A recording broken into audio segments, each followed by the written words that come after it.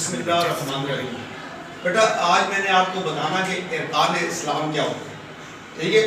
ارکان اسلام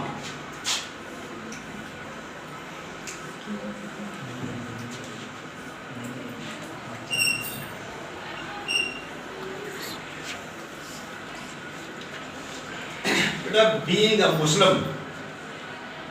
اے مسلم ہمیں اسلام کے بیسک کنسیپٹ کا پتہ ہونا چاہیے۔ جب تک ہم اسلام کے بیسک کنسیپٹ کو سمجھیں گے نہیں اس وقت تک ہم اچھے نہ انسان بن سکتے ہیں نہ مسلمان بن سکتے ہیں، ٹھیک ہے؟ اصل آج سے نا 20-25 سال پہلے شام کو ایسا ہوتا تھا کہ کھانا اکٹھے لوگ کھاتے تھے گھروں میں، اب وہ چیز ختم ہو گئی ہے۔ اب ہر بچہ ہر گھر والے الگ الگ کھانا کھاتے ہیں،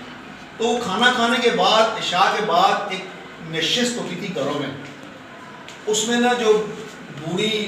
اماں ہوتی تھی، دادی ہوتی تھی، وہ کہانیاں سناتی تھی اور ساتھ بچوں سے پوچھتی تھی کہ بیٹا تیسرا کلمہ سناؤ، دوسری سے پوچھتی بیٹی سے پوچھتی بےٹی آپ دعائے قنوت سناؤ۔ اس کا فائدہ یہ ہوتا تھا کہ جس کو نہیں آتا تھا وہ دوسرے کو سمجھ آ جاتی تھی،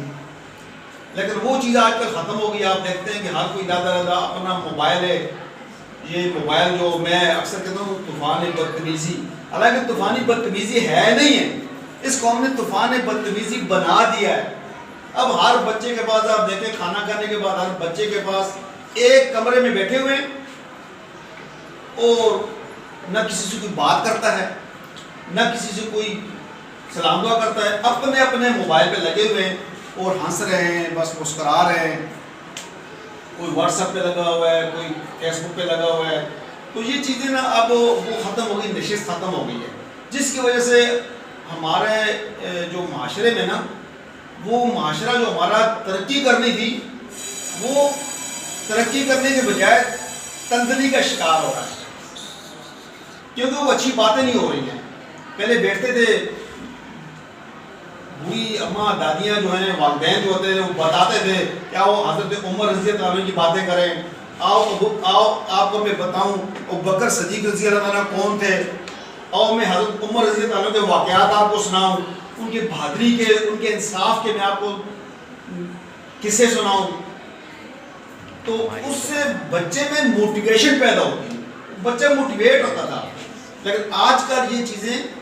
معاشرے میں نہیں ہیں، گھروں میں نہیں ہیں۔ ہونی چاہیے یہ چیز کہ بڑے بڑے جتنے بھی رول ماڈلز ہیں نا ان کو والدین کو چاہیے کہ اپنے بچوں کو بتائیں